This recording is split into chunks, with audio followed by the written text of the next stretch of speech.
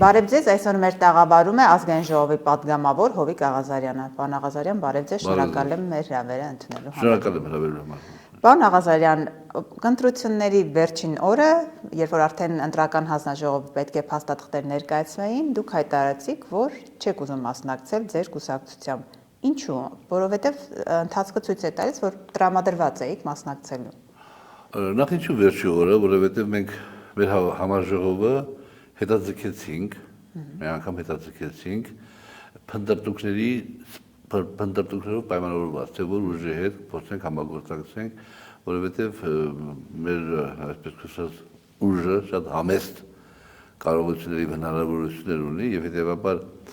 միայնակ հանդես գալը բավականին ռիսկային էր այդ իմաստով, բայց այդուհանդերձ մենք Այսքան ֆինանսական բեռ է մեծ ձեզ համար։ Ֆինանսական էր նաեւ ֆինանսական, իհարկե։ Եվ հետեւաբար, երբ որ մենք հետաձգեցինք մի անգամ համաժողովը ու բանակցությունները շարունակեցինք այն հավանական ուժերի հետ, որոնց հետ կարելի էր մենք ընդհանրություն ունենանք արժի համակարգային, բայց այդ բանակցությունները արդյոք չտվեցին, այո, մենք ուզում ենք որ միայնակ գնայինք, բայց վերջ հանդիպումները համակիրների հետ, մեր ներքին քննարկումները բերեց մեզ այն համոզման, որ մենք պետք է չմասնակցենք, որովհետև Եվ շատ լավ էր, որ մենք այդ օրը ընդունեցինք, ասենք 23-ին, ամսի 23-ին հայտարարեցինք այդ մասին, որ չենք մասնակցում,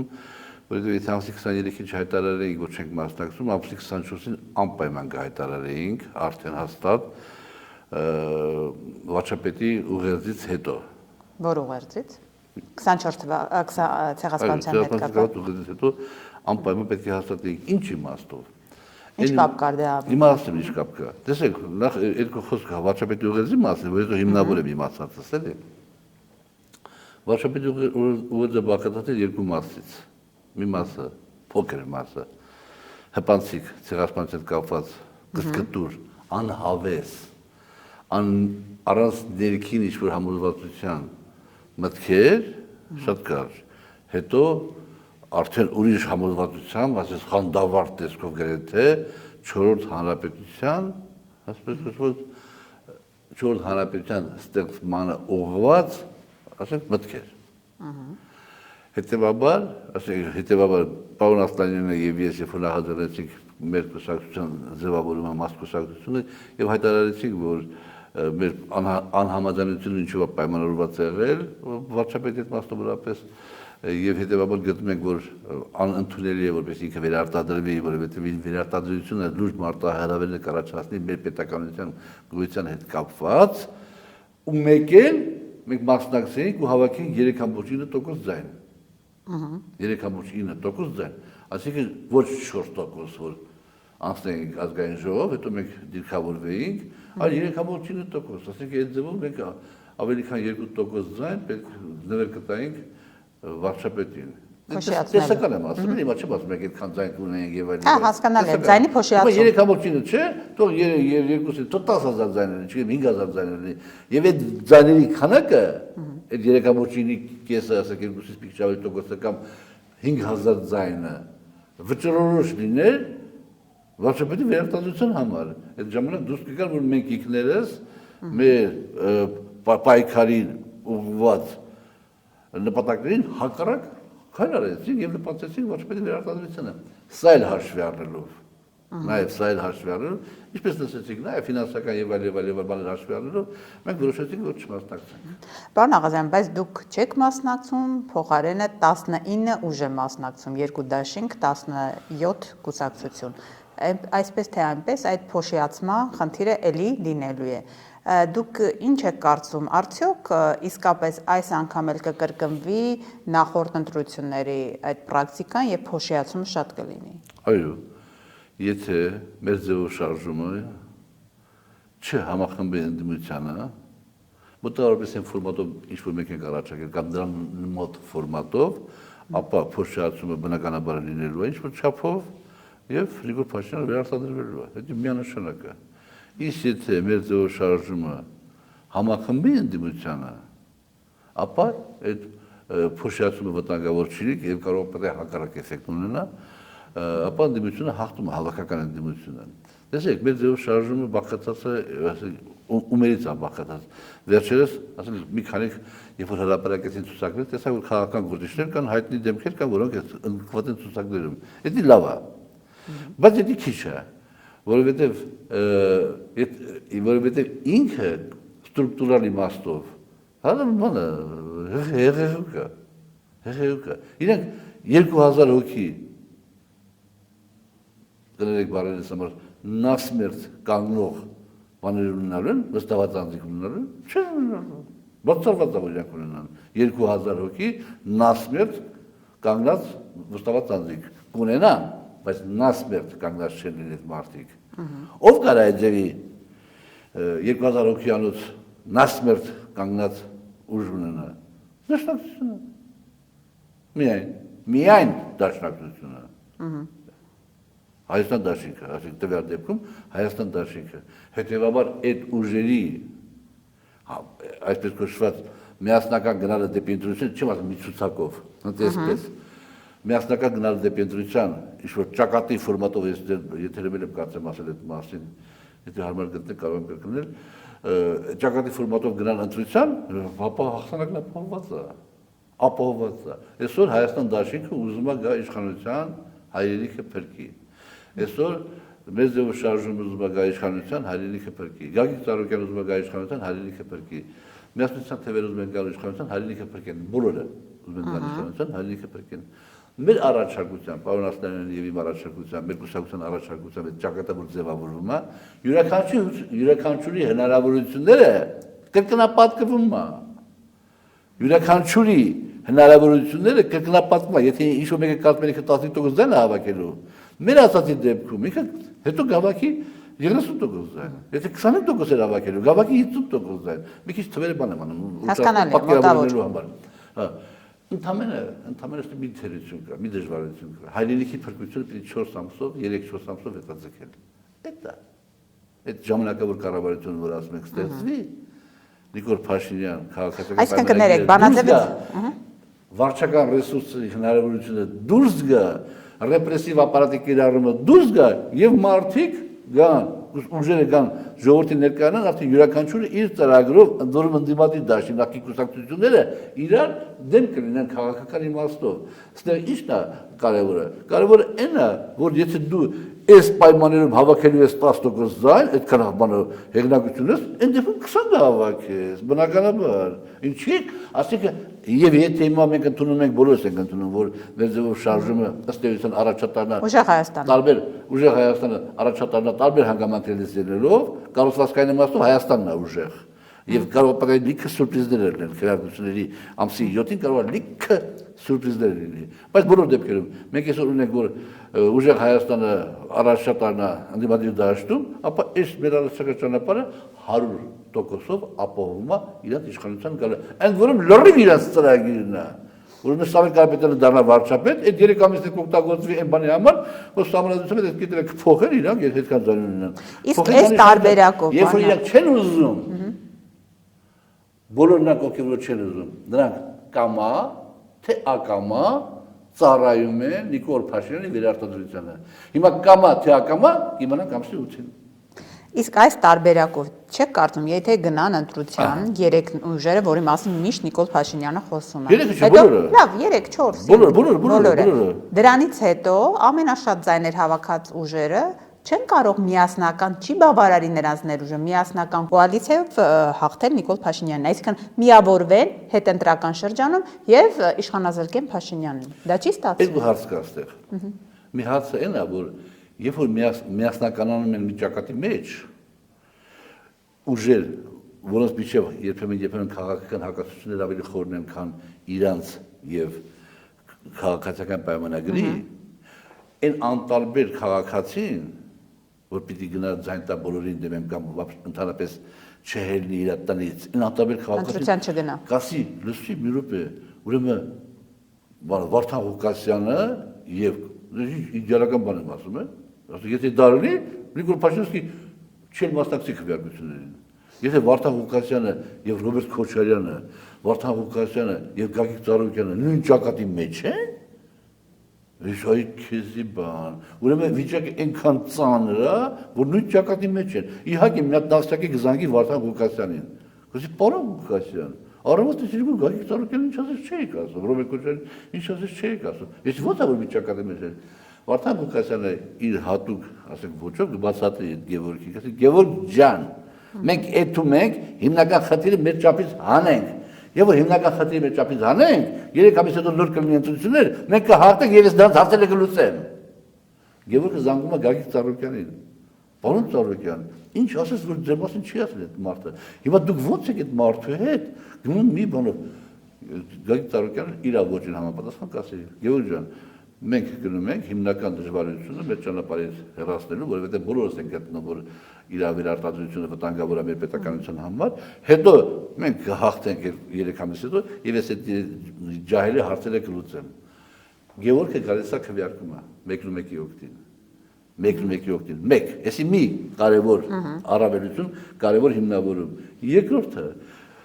ակնհայտ է որ Նիկոլ Փաշինյանը պատրաստ չի իշխանությունը զիջելու։ Դա սարսափելի բան է։ Սարսափելի բան է, որ որևէ քաղաքական ուժ պատրաստ չի իշխանությունը զիջելու։ Ինքը ամեն ինչ պիտի անի օրենքով եւ սահմանադրությամբ նախատեսված կարգով իշխանությունը պահելու համար, որպեսզի իր ծրագրերը իրականացնի, բայց նա պիտի պատրաստ լինի։ Նիկոլ Փաշինյանը պատրաստ չի իշխանությունը։ Իսկ ընտրություններով հնարավոր է Փաշինյանին հեռացնել։ Ընդհանրապես ձեր ասած տարբերակով մյուս տարբերակներով։ Այո, հնարավոր է։ Նիկոլ Փաշինյանը պատրաստ չի իշխանությունը զիջելու։ Հիմա այդ ասում օրենքով սահմանված կարգով թոշակներ, այդ ապահովություն բան արել ապրի ինքը, հա, արես, բայց դա արես ընդդիմության շնորհիվ արես, ոչ թե իր շնորհիվ արես։ Արես որ դից ընդդիմության վրա առավելություն ունի, ասենք ընդդիմության դերը շատ կարևոր է մեր պետականության մեջ եւ ընդդիմությունը իշխանության մաս է կազմում։ Անի ամեն ինչ իշխանությունը պայելու համար, բայց ակնհայտ է որ ինքը պատրաստ չի իշխանությունը զիջելու։ Հետևաբար ինքը ինչ անելու։ Հետևաբար ինքը մայիսի 15-ին 20-ին, երբ որ տենա այդ դեր ասած բանաձևը արդեն ակնհայտ է, որ կանցնեն խորհրդարան եւ կմիավորվեն ձևավորեն իշխանություն, ինքը մեր ձևով շարժմանը Ուժեղ Հայաստանին։ Ուժեղ Հայաստանին դուրս է հանելու ծապայքարից։ Այդքան բան։ Ինչ ձև, ինչ հիմնավորում։ Հիմնավորումն ես կասեմ իրան, եթե ինքը չունենա, ես իրան գուշեմ։ Այսինքն կգտնվեն հիմնավորումները, խնդիրը նպատակը կա։ Հետաքրքիր հիմնավորումները։ Գերի մի հատ ճարպկասին, ես ճարպկասին, որ ես էլ կասեմ, ախ, ճիշտ է խոսում դաժե։ Ինչ հիմնավորումների մասին է խոսքը։ Կհեռացնի, եթե տենա որ այդ բանաձևն աշխատում ինքը կհանի։ Այդ կարակ չկասկածեք։ Ճակատի դեպքում, երբ որ հանի,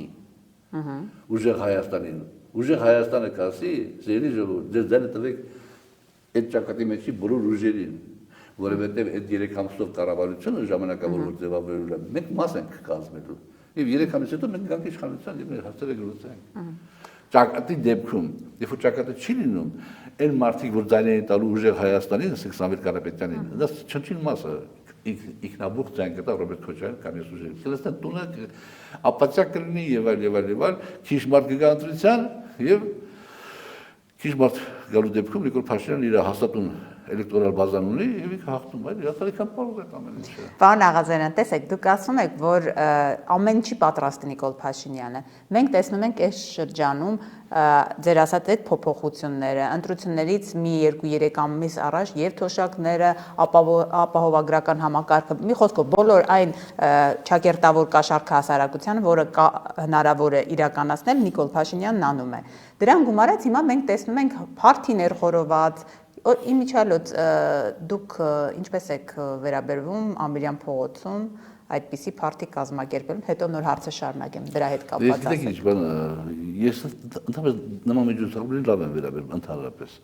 բայց երբ մենք այդ օրենքը ընդունեցինք եւ ընդունեցինք, որ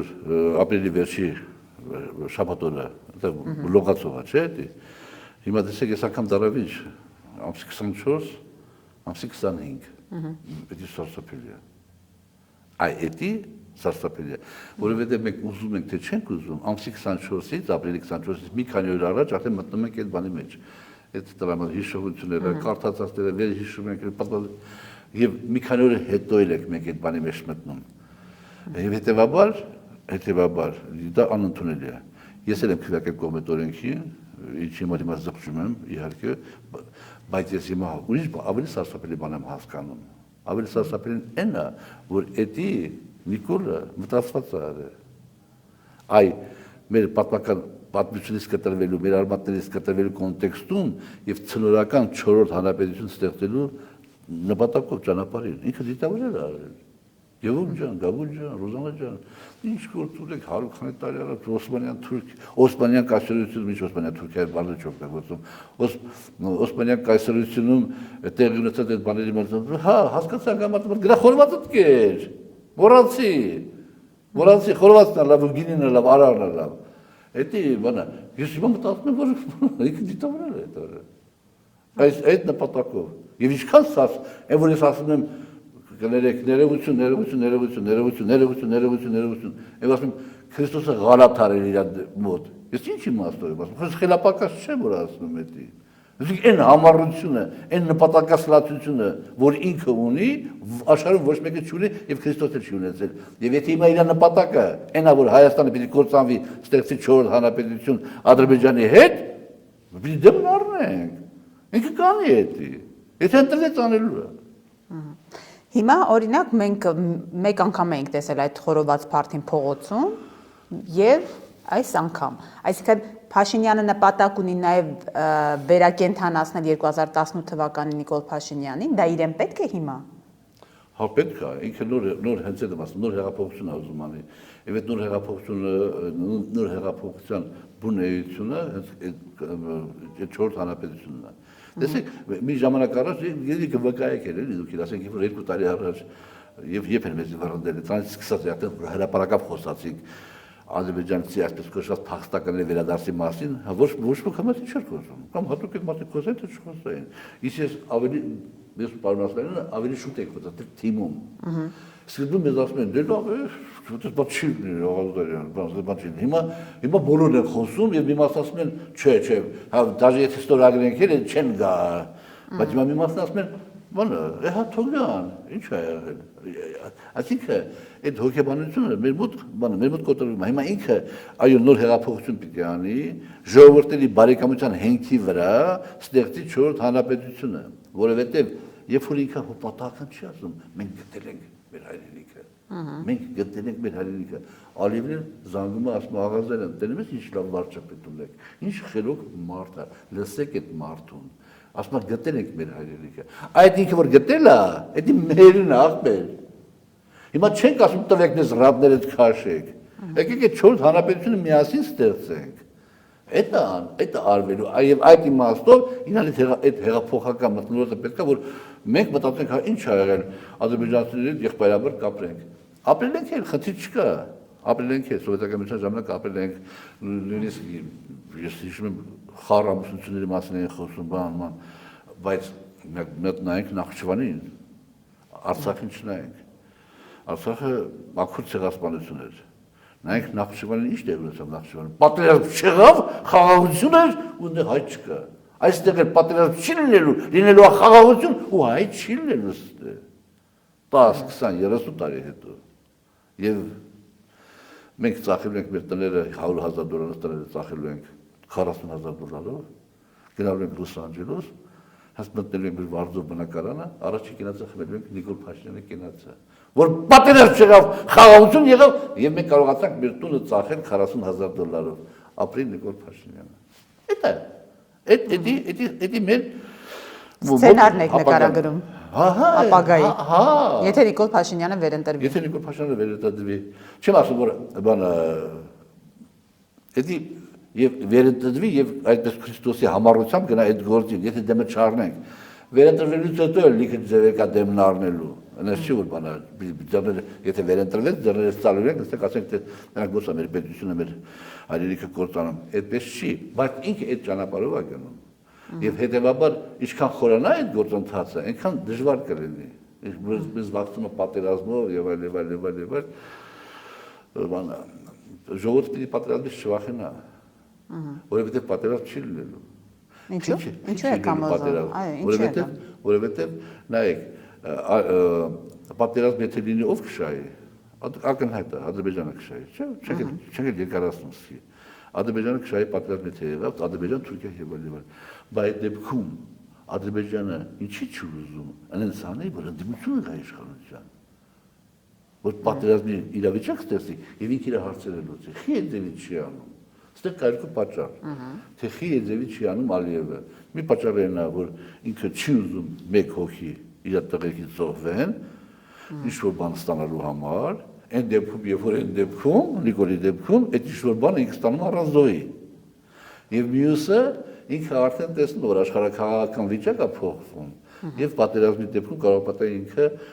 լուրջ խնդիրներ ունենա, հետեւաբար պատերազմ չլինելու ցանկացած հաշվի առնելով տարածաշրջանի իրավիճակը։ Պատերազմ չլինելու նաեւ հենց Ադրբեջանի կողմից չի նախաձեռնվելու, որտեղ հիմքերը չկա, պատերազմի համար պետք է լուրջ հիմքեր լինեն։ Եվ երկրորդը լուրջ քաղաքական ուժերը, ոչ մեկը Դե լուրջ հիմքեր Նիկոլ Փաշինյանն ասում է, եթե ընդդիմությունը եռագլուխ պատերազմի ուժերը գան, կլինի։ Պատճառը դա է։ Հիմա դրա մասին խոսանք։ Ինքը ասում է, եթե եռագլուխ ուժերը գան, կլինի պատերազմ։ Եթե ինքը գա, պատերազմ չի լինի։ Դա նշանակում է ինչ, եթե եռագլուխ ուժերը գան։ Կներեք, իր թիմակիցներն էլ, իր աջակիցներն էլ ասում են, առանց Նիկոլ Փաշինյան Հայաստան չկա։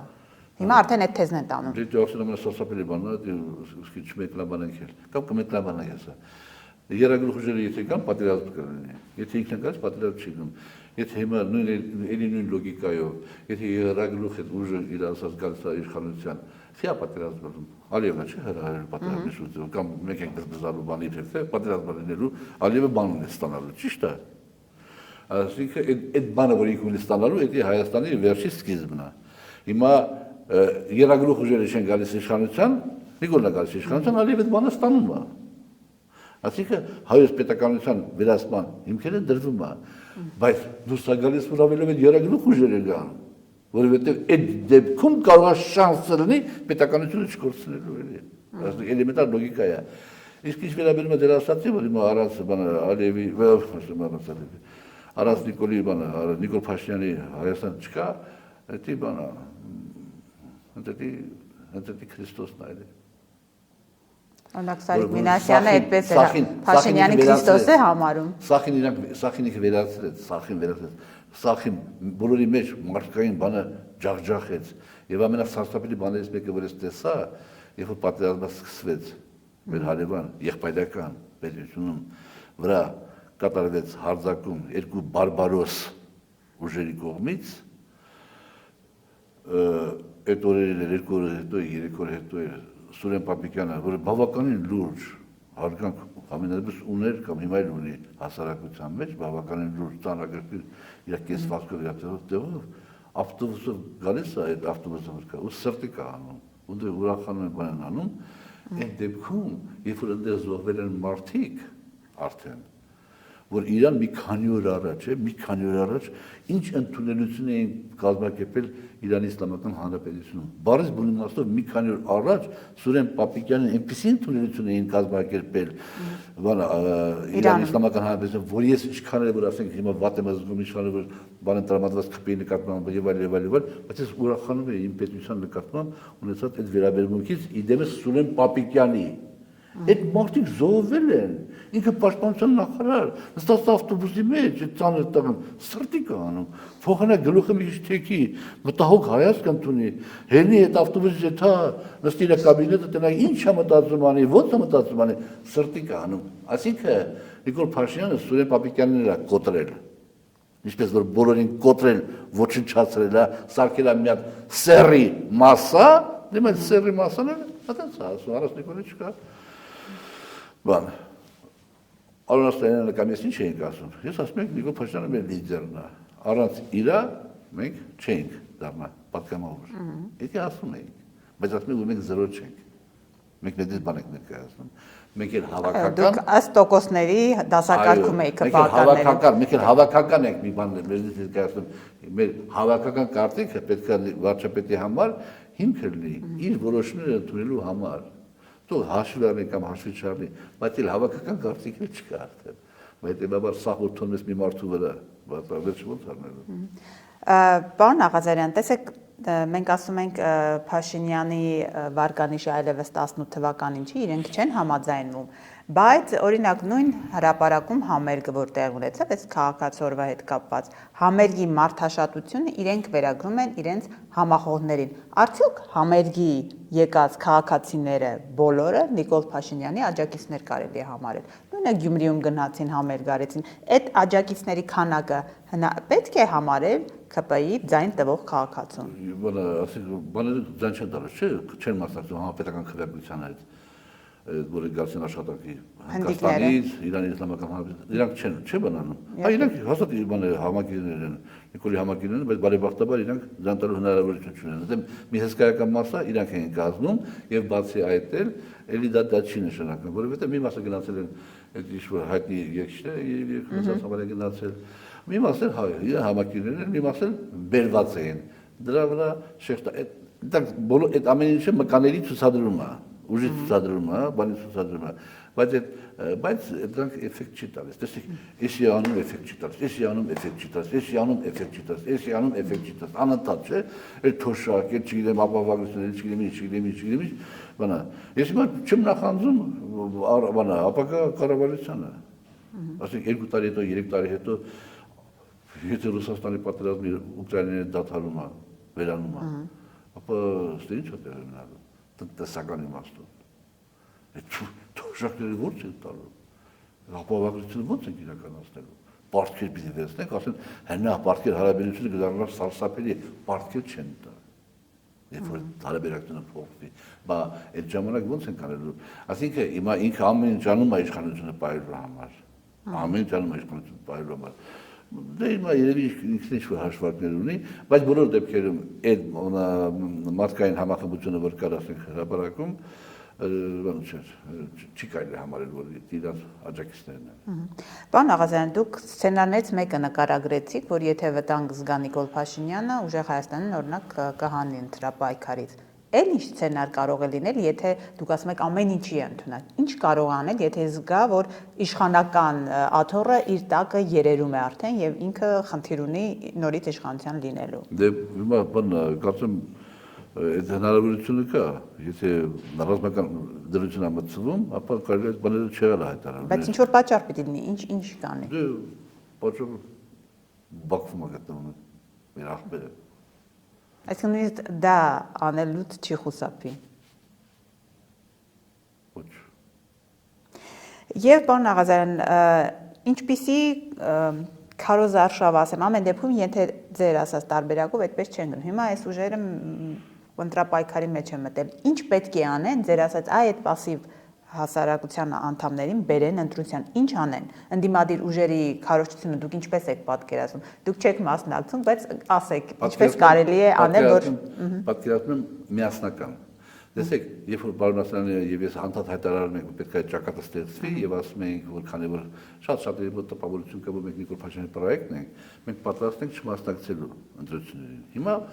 ինքնաբերաբար այդ քայլը ստացվել է։ Մենք չենք մասնակցելու ընտրություններին, բայց մենք այդ ճակատի դրանք մաս կազմենք, ասենք մեր բանով օգտակար ենք, էլի, հիմա միտեղ վազվզենք, միտեղ չգիտեմ ինչ անենք, միտեղ ելույթ ունենանք, եթե պետք է կամ կալմակրեպչական որևէ խնդիր լուծենք, վստահված անձնենք, չգիտեմ ինչ ասես, որ լինենք, պատրաստ եք, ուզում ասեմ։ Օգնելու։ Հետևաբար պետք է միասնական գնալ ընտրության։ Միասնական ճակատով։ Եվ քարոզությունը, եւ ամեն ինչ պիտի լինի միասնական։ Այսինքն այդ ուժերի լիդերները,